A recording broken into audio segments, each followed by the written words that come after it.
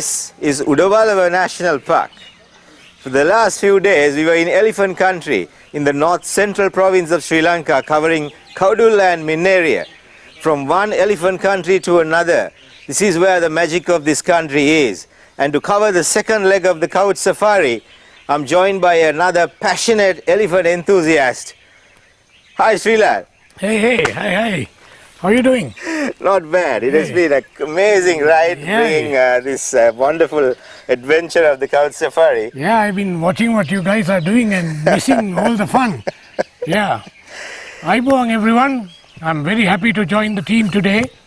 So we'll be going to Udawalawe National Park, as Chitral said, which is a very different environment to what you have been seeing before. It is a park which has a lot of roadways.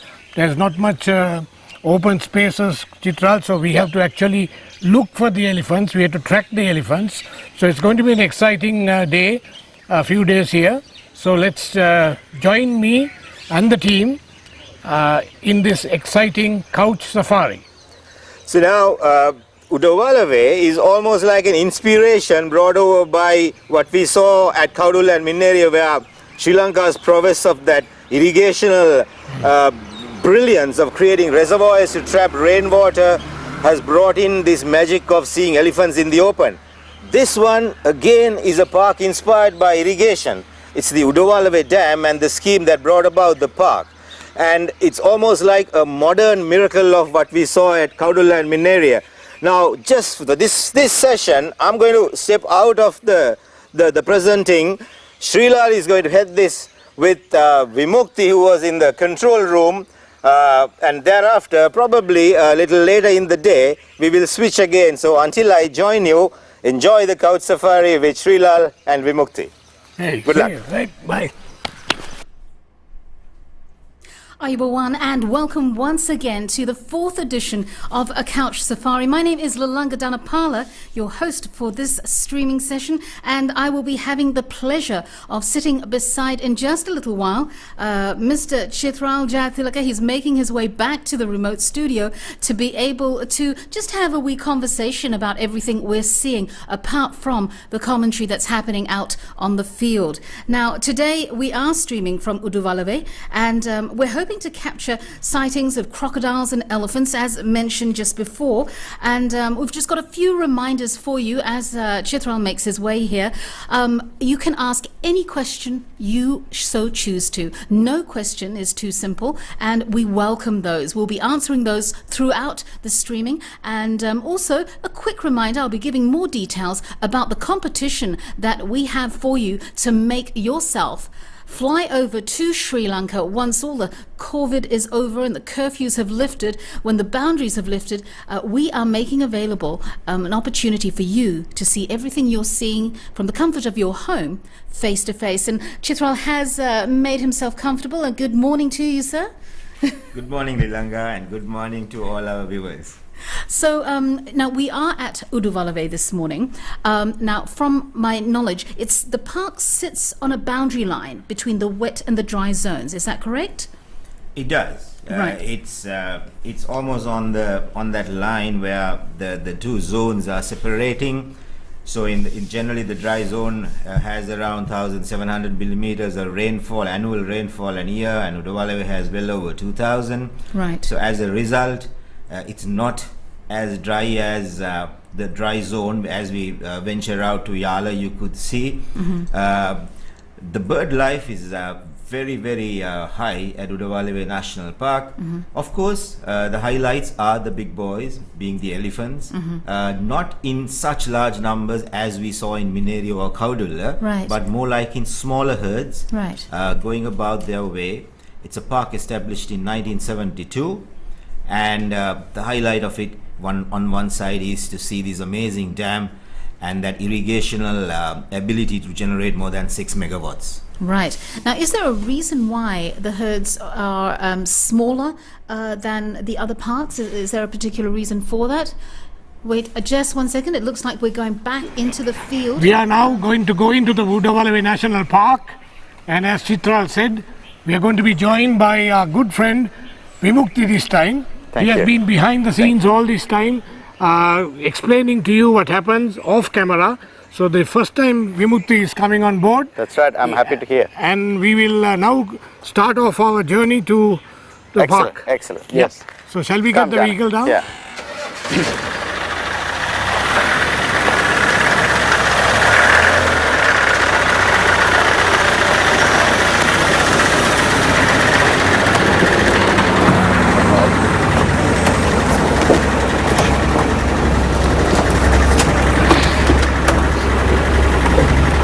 Nice morning, very Yep, clear. nice morning. Yeah, very clear.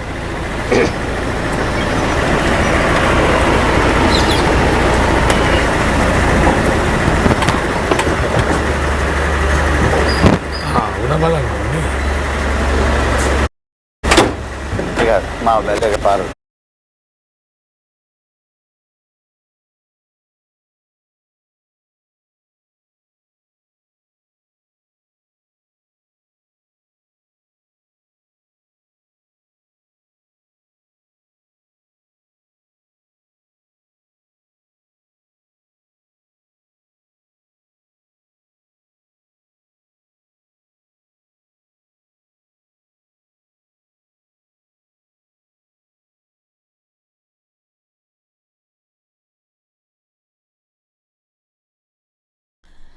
So as they make their way out into the park, just getting back to that question, so the park does sit on the boundary of Sabaragamu and Uva provinces. Is there a reason why the elephant herds are smaller, comparatively smaller?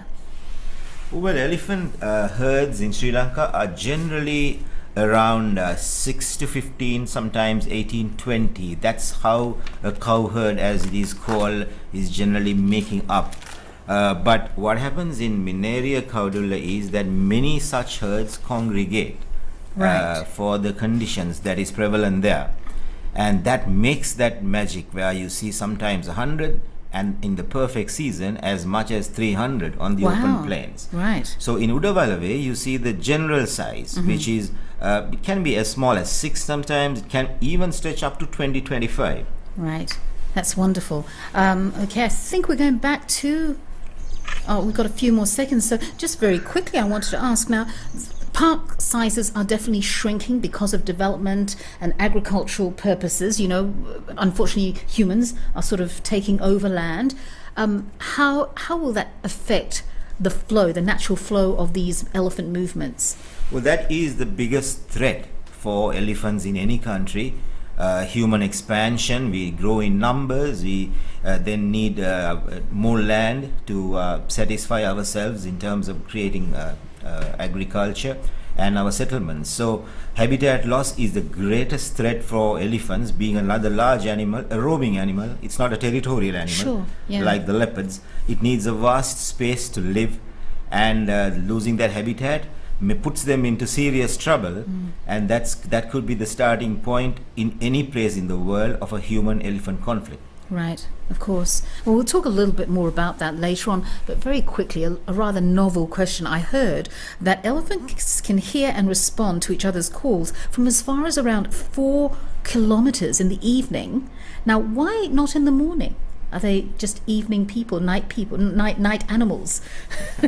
I feel, Lilanga, that they can hear to that extent any time of the day. Okay, okay. Because they use very low frequency communication capabilities. This is called infrasound. Right. It sits well below the ability of our hearing capacity. Right. And Yes. and here we see a very beautiful feature in Sri Lanka, where this is actually called the Pinner Plains. Right. The country has 3 tiers of land, and you can see the highest tier, which is the Central Mountains. All right. I think we're going back into the field, so let's just let the guys take over. Yeah.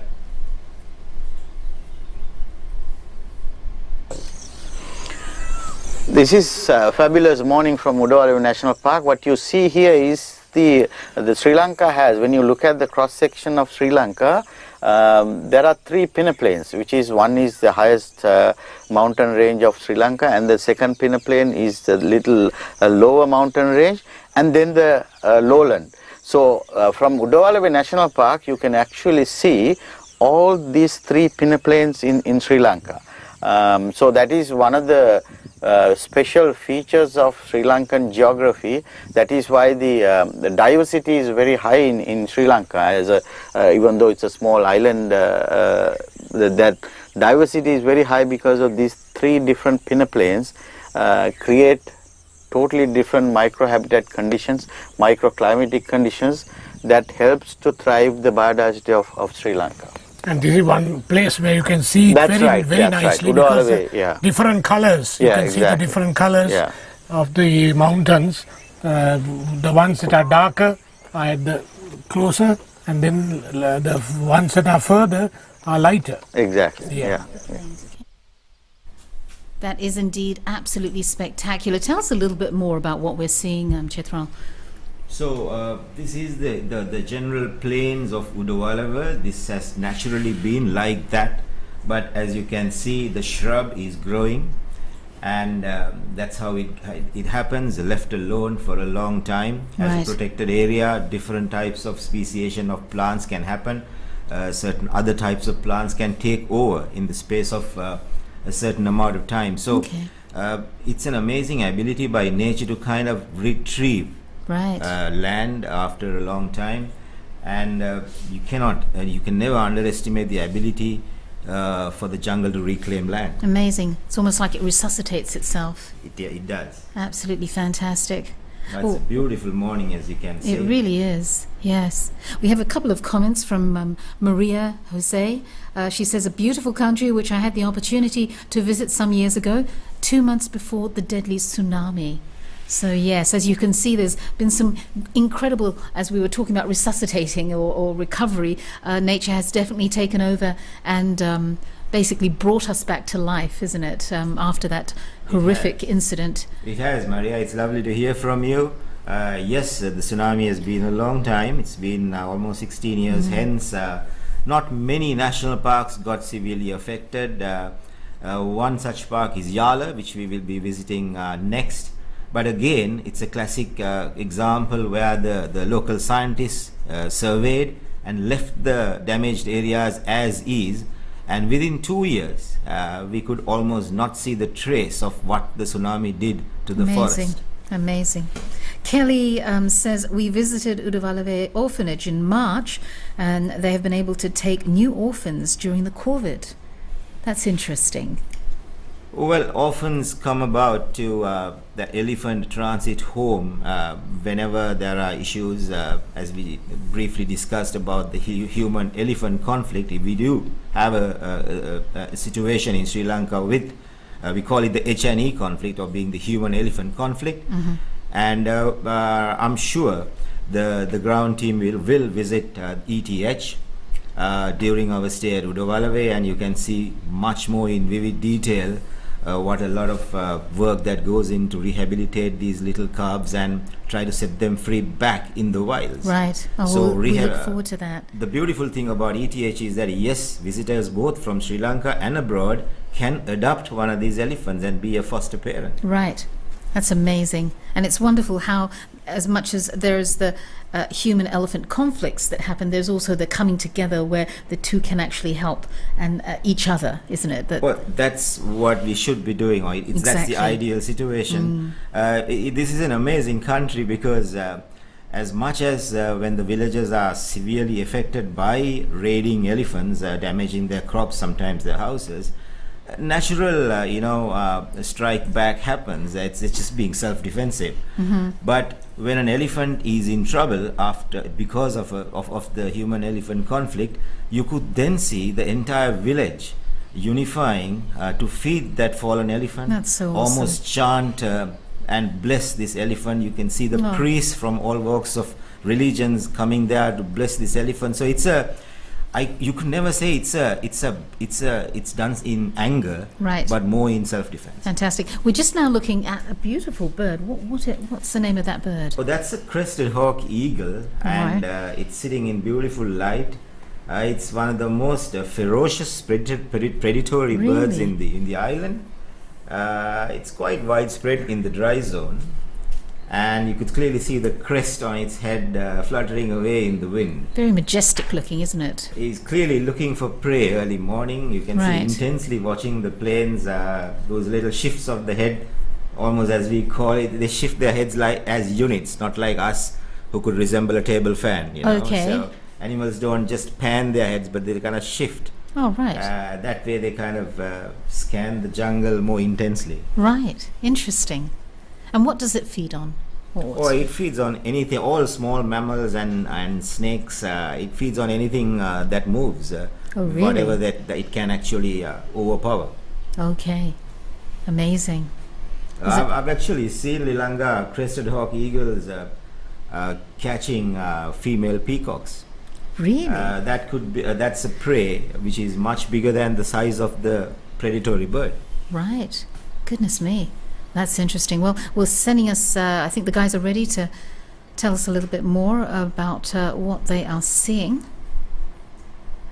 Quick reminder that we do have that competition up, My Sri Lankan Story. Very easy to enter, and the prize, should you win, is just amazing. We have a trip to Sri Lanka up for grabs, and all you have to do is post up a picture of your Sri Lankan experience going back into the field right now. This is a land monitor. You can see that this is immediately after the rains last night, and this is typical behavior when they come out to bask in the sun. That's right, yeah. So we have two types of monitors, the water monitor, and I think you also saw a large water monitor on the tree. I saw Yeah, in the last episode, Yeah, yeah. it was very interesting, very unusual. So this is one of the commonest in dry zone, commonest monitors in dry zone, land monitor.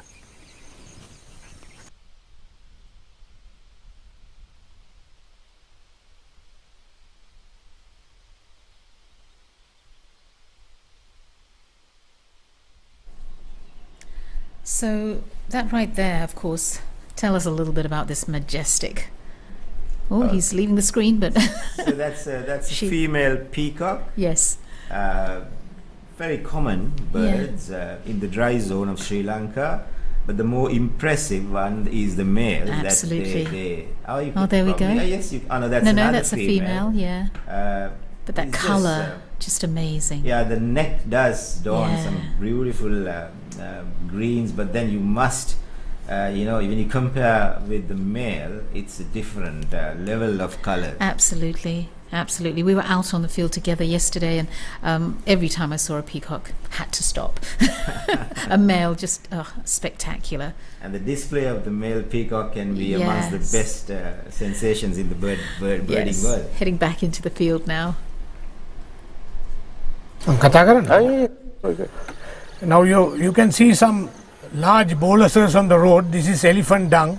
Elephants actually are voracious eaters. They eat for about 16 hours a day, so that therefore they have to defecate very often.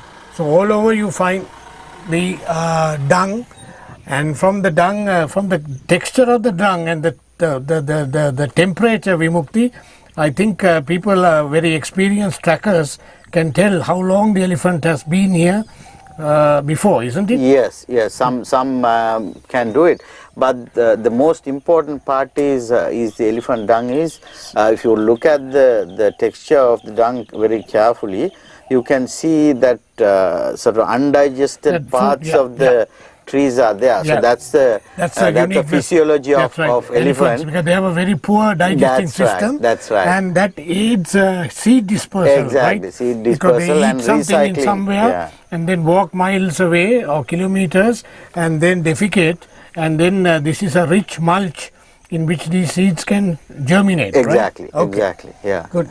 That's a interesting phenomena that we have, and that's why the elephant is most important in.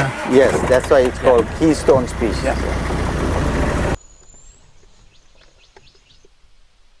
Why didn't we? So Fantastic. This is exactly what we were talking about a few minutes ago. Yeah. Now that's a male peacock Beautiful. on a complete display. So he's He's not just doing that for fun. He's trying hard to win the hearts of a girl. Oh. So you can see the extent boys take trouble to get the attention Yes. of a young lady. Just gorgeous. But if you see that with the sun hitting that plumage, it is going to take your breath away. Most definitely. Just spectacular. Like I said, I was so hoping we'd see one live yesterday, but unfortunately we didn't. They seem to run away from us. Let's head back into the field in just a little bit.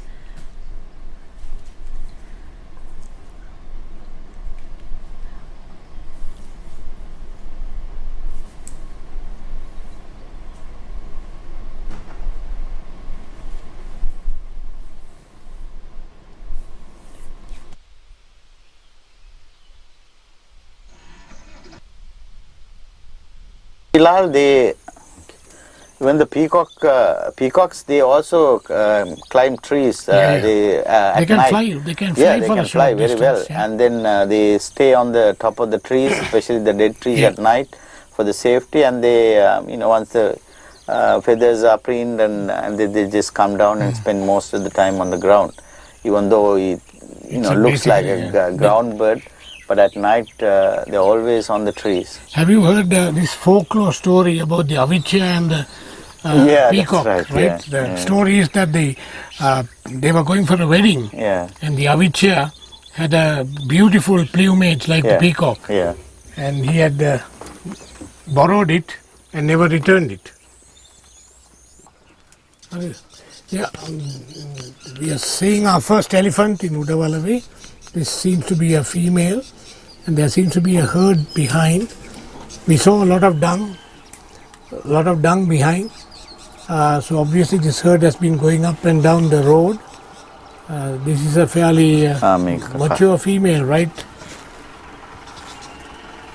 That's right. Now, see the way He's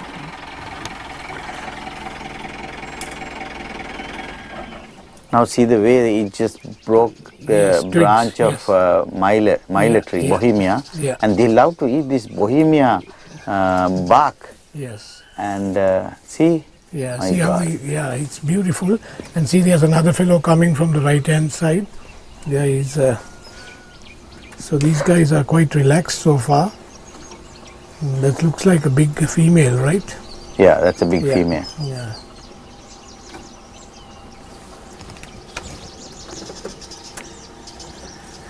They spend about 16 hours feeding, for a long time. Because they need 150 kilograms of food per day. Yeah.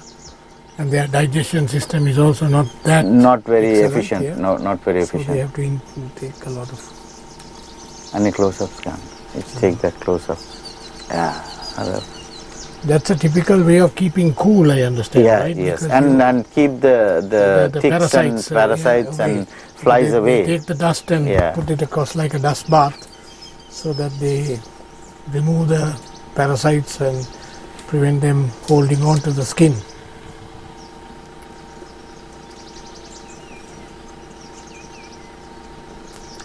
Are there only two that you we can see only two. I'm sure there might be some more. Because from the amount of dung we saw on the road, there should be more.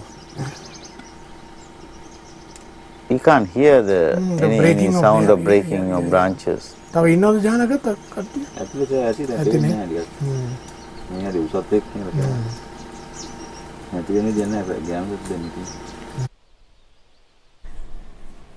Just beautiful. So, what's that little darling there? Oh, that's a hoopoo bird. Hoopoo? Yeah, it's a hoopoo bird. Oh, it's a how funny name for a adorable. beautiful little bird. And it's very typical behavior. Early morning or late in the evenings, it actually does this habit of coming onto the roads and trying to pick insects. Right. So how? Oh gosh, no.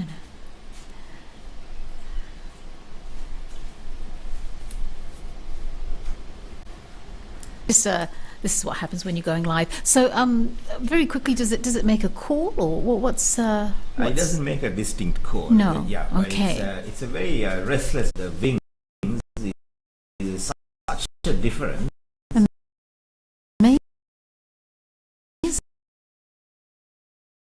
interesting. Very stylish. It seems like an orange head. The upper part of his body is then a black and white stripe. Is that right? Yeah, it is. It's black and white wings, and it has got a very reddish brown upper part of the neck onwards. Right.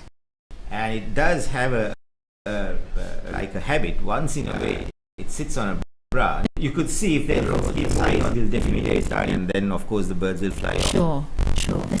So relaxed, aren't they? A massive creature. They really are quite graceful. Oh, absolutely. Elephants can just appear and disappear in a flash. Amazing. I was sharing yesterday as we made our way into the park. When we did see him there, he just was posing for the camera. And when everyone stopped, he just moved on. I thought, gosh. Yeah, they moves very silent. So unless of very annoyed being around, Sure. they can make noise. Oh, right. Of course. So we want to encourage everyone to ask those questions if, as you see something on the screen, or if there's just a question in general about Sri Lanka. For you? Yeah, so it's also lovely to see just how far our couch safari has extended to. So just pop it in the text where you're watching from this morning. The little birdie, the hoopoe bird is still eating away, trying to find breakfast, I guess. Yep, very busy finding breakfast. What does it feed on? All with insects. Right. So in the mornings you will see, I mean, though we don't see from this distance, Sure. I think the jungle is full of that. One species that's very balancing this chain as the circle of life. Absolutely. Should have that playing in the background, I guess. Ruchika says, wow, spectacular. Should strive hard to preserve these parks for such future generations as well. So many these days that the preservation of these parks needs to be a priority list to have such diversity, isn't it? Absolutely. I think it's a duty of all mankind Yeah. to preserve these protected areas across Sri Lanka. That way is lucky. We have about 12% land as protected areas and more as forest areas. So have a lot in our natural world, and as you said, we really must do everything we can to hold on to this magic. Absolutely. It's encouraging to know that so many people do care. Activity in other circles may contradict, and that there is a people who actually care. Going into Udawalawe, scrub jungle, mostly I think about 50% is scrub, right? That's right, yeah. And you can see the elephants in the good level, guinea grass growing on the side, right? Yeah, Tall yeah. grasslands. Yeah, it is called the plant succession. I see. If you leave the habitat as it is, Okay. so the nature will take over of stages. I see. A different plant species, grasslands were there, and then now the grasslands are slowly disappearing. The scrub jungle is coming taking up, yeah. over. And I think the next generation totally different habitat in this area. That's nature. That's called a plant dynamics. The elephants used to put it down to eat the king. Yeah.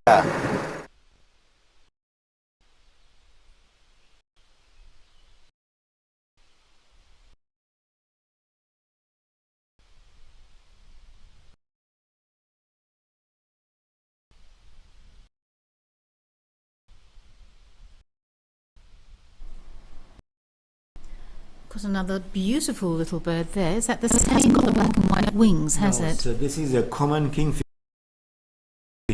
Right. It's one of the smaller kingfishers we have amongst the seen in the island. Beautiful bird, and it makes a very distinct chip chip call, and he's generally seen anywhere where there is water.